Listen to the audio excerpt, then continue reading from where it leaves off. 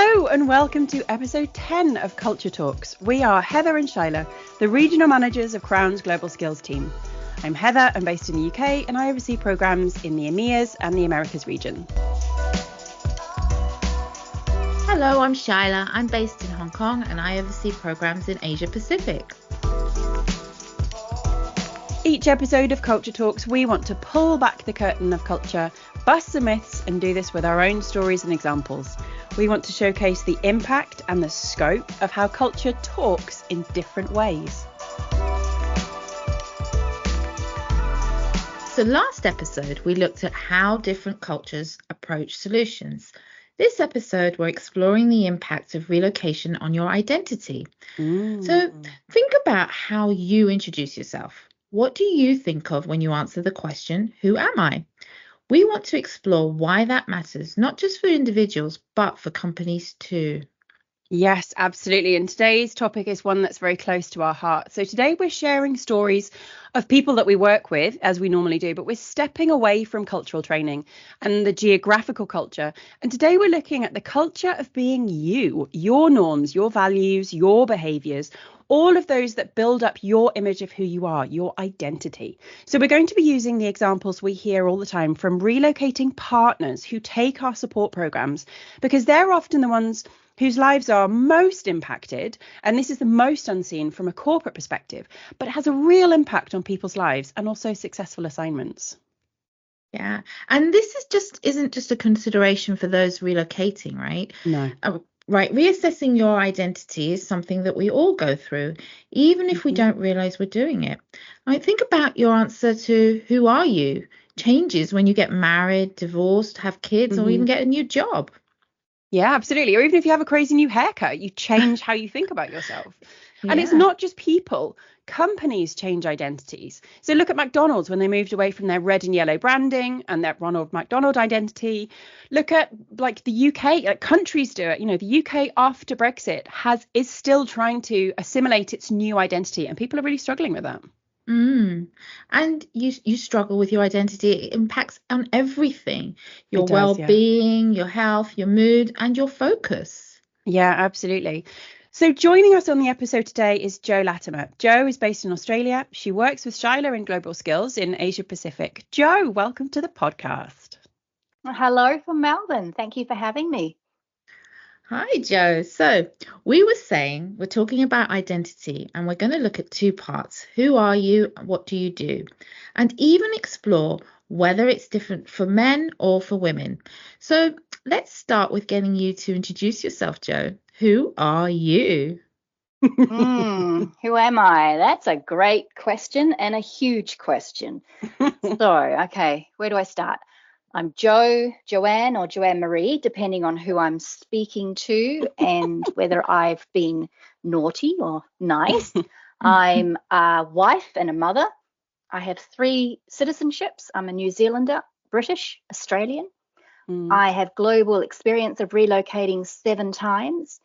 I work with Shaila in the Global Skills team in Asia Pacific, but I'm also a coach and I deliver support programs for partners who are relocating. So what else do you want to know? I love those different names, right? That's just so it really conjures up your identity, like how you respond, but also who you are to other people. So today we're separating out who am I and what do I do a little bit so that we can explore each one from different angles. But they are so overlapping. So let's acknowledge that it can be hard to differentiate where one starts and the other stops. But we're going to give it a little go. Yes, I mean, identity is so very closely linked to your purpose in life. Yeah. I mean, and we have to have a clear self-identity to then have a clear purpose of where we want to go and what we want to do. And that's why we introduce ourselves like we do at parties or meeting someone new, like where do you come from? What do you do?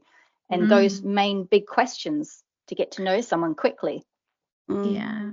And so, Jo, you're the one, as you said, who's closely connected to those partners and support them to reinvent their identity. And before we get into unpacking all the aspects of who are you and what do you do, let's talk a bit about why this is so important for companies to consider.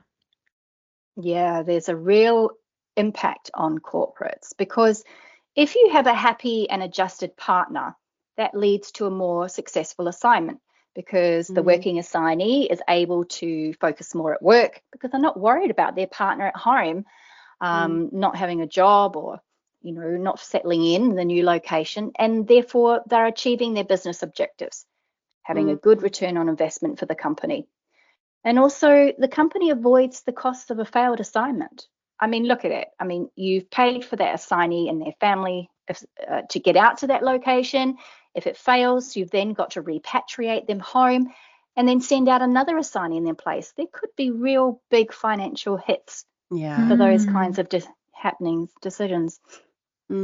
Yeah, and it's not just a few assignments that it actually impacts. We actually found a staggering statistic that said that 70% of failed overseas working projects are attributed to unhappy families. That was from HR News. It's just bonkers, isn't it? 70% are about unhappy families. And just thinking still about those companies, it's not just about ensuring tangible returns as to why companies, really, need to be thinking about this. Companies can really offer added value to them and their employees, can't they? Oh, absolutely. Yes. I mean, we're all today, as everyone's talking about well-being for their assignees. So, there's well-being value. There's also professional value because it offers the assignees and their employees career development and progression and international experience. And that in turn creates loyalty from the assignee because they know that they're going to have these experiences and opportunities and they will be happy to relocate again. And on the other side of that, the company gets a great reputation for actually looking after the employees and the whole family and, on relocation. And that's an absolute winner, and it attracts people to their company. They want to work for them. So it's a win-win situation. And that's what people are looking for, in companies, but also really, in life now. And, again, we're sort of thinking about it's not just about relocation, but people are looking for that human-centric approach, just like we talked about last episode. Companies are looking at how to create policies and move towards a human-centric approach. Everybody wants to be having their needs looked after. So particularly when you're thinking about changing your identity, everyone wants to be able to have those needs looked after. Exactly. So let's dive into those two pillars of identity. Firstly, that really big one, who am I? I think it's important here to first acknowledge that this is more for the partners rather than the assignees, because even though the assignee's there and they are changing and their identity might change a bit, that they're actually moving with a job in the same company that they've worked for. So we have to. Yeah, and that's true. There's already a structure in place and shape, and that comes from knowing the job you're moving to. But I guess for partners, there's this really uneasy vacuum, right? And often, the obvious answer is, well, I need to find a job. But why is that? Is it because I guess it shapes who I am, right? Oh, yeah, absolutely. And some people struggle with it. And I did. I mean, I can share an example. We relocated to Hong Kong in 2008, just before the financial crash from the UK. And because of that, I could not find a job as quickly as I anticipated in Hong Kong. And that made me feel uncomfortable because I was an independent professional woman who was financially independent. And I felt I had to ask permission to spend money. And that was one of the toughest things I went through. It really challenged who I thought I was and what I could do because I didn't feel I had control because I wasn't earning or contributing to the household. And that felt really, really weird. And, I just couldn't be that person I was before until I was earning again. Yeah, that really, it must have been so hard, Jo. I think that, but because it, like you said at the end there, because it's not just about like finding a job. It's finding back who you wanted to be. You were having to be a different person for a while, and that was creating that friction, right? Yeah, I didn't know what to do with myself really. And it's not just me. You often see that reaction in partners at the start of their programs. They settle Yeah. in, the house is there, settled, and maybe kids in school, and then they just go, oh, wake up one morning, what about me? What am I going to do? I haven't got my responsibilities anymore. I don't know quite who I am and what I want to do with myself. I mean, I'm suddenly a partner, I'm somebody's mum, I'm attached to an assignment. I don't really feel part of this assignment. I'm just a tag along, and that's not enough anymore. Oh, that word attachment, that just doesn't fit well at all. Yeah. That's not not nice, an identity. It's Mm. funny, clearly we all have a very strong identity of being independent, Oh, yeah. but yeah, being the partner. But that is it, isn't it? Like you have to reassess so much that you've previously taken for granted in those situations. How you think about yourself is so shaped by where you see yourself as belonging. Your friendship groups, or the hobbies that you have, and the groups that you attended with those hobbies, or the music that you like to listen, or whether you earn your own money. All of those groups, or those cultures, if you like, have cultural norms. They have cultural values and behaviors within them, and those values really shape and build up those pieces of ourselves from inside them, don't they? Yeah, I mean, when you're suddenly the partner, in inverted commas, I mean, how can I explain this? Okay, think of a jigsaw puzzle. Okay, so you're at home, you've got your jigsaw puzzle. It's a beautiful picture of what you've made yourself to be and your identity. So when you relocate, all those parts are shaken up. They're put in a box, and sometimes pieces get lost on the relocation, on the way over, on the shipment, and you don't necessarily have the picture to follow, or you have to change and adapt it. So therefore, you have to go back to basics. You have to do the soul searching. And that can be quite overwhelming for people. They're not in the right frame of mind to even think or reinvent themselves, or even be prepared to learn more about themselves. So, I mean, I guess this is why coaching is so effective at this point, supporting people to find their answer to these questions. Yeah, it's a good analogy, isn't it? Although obviously Crown would never lose a piece of your jigsaw, would it, when they're relocating you? No, absolutely not. No. Okay, so let's look at the other piece of identity, the what do you do? And this is something that we're seeing increasingly in the partners. Most of the programs we deliver now, people are looking for jobs because there's such a rise in dual career households, dual career families who are relocating. So what do we all need to consider when we rebuild that part of our identity? Well, if we stick with the jigsaw puzzle picture, I don't know what you're like, but when I do jigsaw puzzles, I like to put the foundations in place, which is the edges. I've got to see what I've got and what hasn't changed and what I have control over, and put them in first. Those edges are important. Yeah, and those edges are perhaps previously what you might have taken for granted before you made that relocation. Yeah. Oh, exactly. So if we take example of qualifications, so when you move to a new country or start applying for jobs, are they still applicable? Can they be recognized in the new country? Do I have to go through placements or re-education or upskill myself? There's lots of questions just on that basic one aspect. And that's not just like a logistical hurdle there, is it? That's a real emotional hurdle, because you're having to go back, aren't you, and kind of reassess what is already there. If you're a doctor or you're a teacher, you've worked hard to gain that title and gain that level of education and perhaps respect and a hierarchy that goes with it. So when you have to go and reassess it, it's tricky. Oh, absolutely. And those challenges can really knock people back. And, for example, I've had partners I've worked with on programs that have relocated from France, where they take great pride in the university they attended, or the alumni, or the networks they've built up, or the careers. And they really struggle with the fact that coming into Hong Kong, where I worked with them, or Australia, that doesn't matter. They just go, I don't know them. It doesn't mean anything to me. So, less emphasis is put on it. And that can be really affronting for someone whose life up to that, hard work and life up to that point is suddenly like not recognized, and no one cares. Yeah, that sounds really difficult. I mean, that's yeah, I don't know. It's hard, right? It's really Mm, difficult. mm. And what about when it comes to applying for a job, the next stage? I know I absolutely hate writing my CV and LinkedIn profile, but Yes. it's usually just having to add on what's to a few things that are already there, right? Mm, Yes, sometimes. I mean, you really need to go back to the drawing board, because transferring from one country to another doesn't necessarily cross over, in regards to job titles or responsibilities.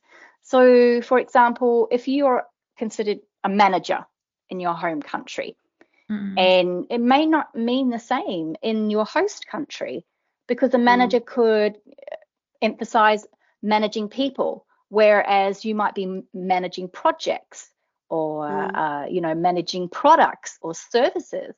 So we've really got to do some research to be able to say, this is what I've done. You've got to break it down and make sure you're using the same words and the same phrases and the titles that the new country recognize quickly, to be able mm, to tell them what you've got to be put on the mm. table and to offer to that company in that position. wow, that's a really strange idea, isn't it? That, I literally have to rewrite who I was and what I did to fit someone else's norms. Yeah, it's really unsettling. And even more so if you think about when you move to somewhere like I moved to Egypt, and in Egypt, it really is like getting a job really is more about who you know rather than what you've done. And my sort of innate Britishness struggles with that because it feels unfair. Yeah, and that's true. And even with recruitment agencies, they can differ. So, Hmm. working in the UK as a recruitment agent, we advocated for candidates. We look for jobs for them. We Hmm. saw the skills and experience they could offer somebody, and didn't just sort of stick to what we had. We could go out and search for them. But that changed when I went to Asia and Hong Kong, because the recruitment agencies, they only focused on what the clients wanted. If you didn't Mm, tick the boxes on what the client wanted, well, then they weren't going to proactively look for you. And Mm, very different concepts. You had yeah. to sort of get your head around as well on how recruitment yeah, agencies or supports can help you. It's yeah. so much to navigate when you're trying to find a job after relocation. And I guess this then explains this statistic from Permits Foundation that 44% of companies had employees return home early from an assignment during a 3-year period, largely Mm. due to partner concerns around career or employment. Mm. And that's massive, isn't it? Of those 70% of assignments that failed because the partners were unhappy, 44%, so almost half again, is Mm. because about, creating issues around jobs.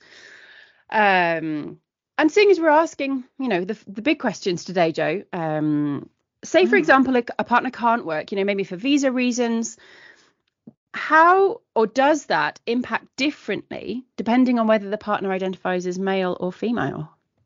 Oh, wow. Just throw that one at you. Yeah, you just do that. That's a huge topic. And I'm really going to just give you my personal opinion from Hmm. working with partners. Okay, so this Hmm. is just my personal opinion. And the answer is yes and no. Confusing you. I Hedge think, that bet. yeah, I think everyone goes through that questioning, that re-identifying.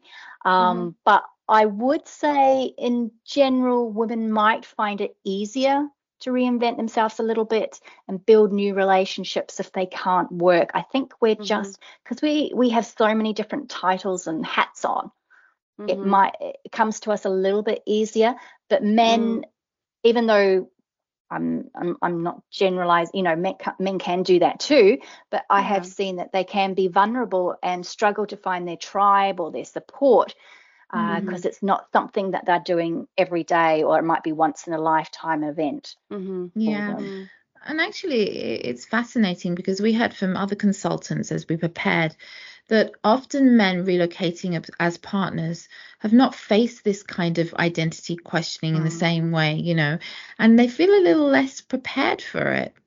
Yeah. Oh, absolutely. If working could be the biggest part of their lives, and going to consider studying or starting a business, or even being the main parent of the household. You've got to make sure you're structuring your day differently. You've got to make sure you understand, getting the kids to school, getting them dressed, getting them fed, activities, meal at night, shopping, washing, all those kind of things. It might be not something that they've focused on full-time 24 hours a day, and they could feel really like a fish out of water. Yeah, it's interesting, isn't it, actually, to consider that, it could be easier for women to adopt a new, like, what do I do part of their identity, because actually there is an established precedent, like you said, Jo. There's different roles, there's different identities that women have played across many societies, stay at home, or working full time, or that's really awful term that used to be used, trailing spouse. No. Yeah, those are all very broadly accepted roles and identities that women have held, and that it's still changing for men. So yeah, that's it's something that like you said, you and other consultants have identified that you've seen. And it sounds like partners in general are more prone to being more isolated. So I guess the question really, do you think that culture plays a part? I mean, I know we will always say yes to that, but Jo, what do you think?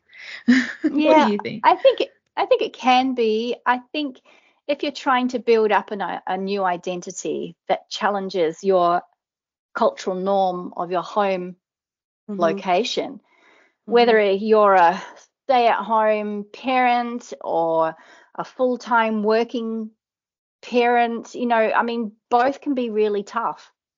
Yeah, particularly if you're challenging your cultural norm, all the cultural norm of where you're relocating into. So yeah, there's both sides of it. So what's the answer, Jo? What do we do? You're giving me lots of things. I just say about you. Yeah, I think the answer really is to give yourself space and look after yourself. Give yourself time to understand what's going on around you, what your new environment can hold, what opportunities are out there. Explore what you want to do. This is a great chance to reinvent yourself, new country, new me, if you wish, or you can continue the path that you're most happy doing. And if you can, get some support. Oh yeah, definitely. It's always good to have someone there, to brainstorm with. Of course. And imagine how great it would be to have, a professional with you, helping you out through a breakup or losing your job, just working out your next steps together. Yeah. Or, I mean, if I'd have had a professional holding my hand and helping me through next steps when I've had crazy haircuts and regretted them afterwards, that would have made everything better. And that's all we have time for today. So today we've looked at identity, how relocation, or really any huge life event, impacts on the culture of being you, and all of the norms and values that shape your identity and your idea of who you are and what you do. So as ever, we want to leave you with a question. Think about your identity. Who are you? What parts of your life make up that answer and are important in how you identify yourself right now? It is always fluid. Your identity will always change. But when you have had a change in your life, how did your identity need to adapt? So as ever, thank you so much for listening. Jo, thank you so much for joining us today. Oh, it's been a pleasure. Thanks. Shaila, it is always a joy. Join us next time for episode 11 of Culture Talks.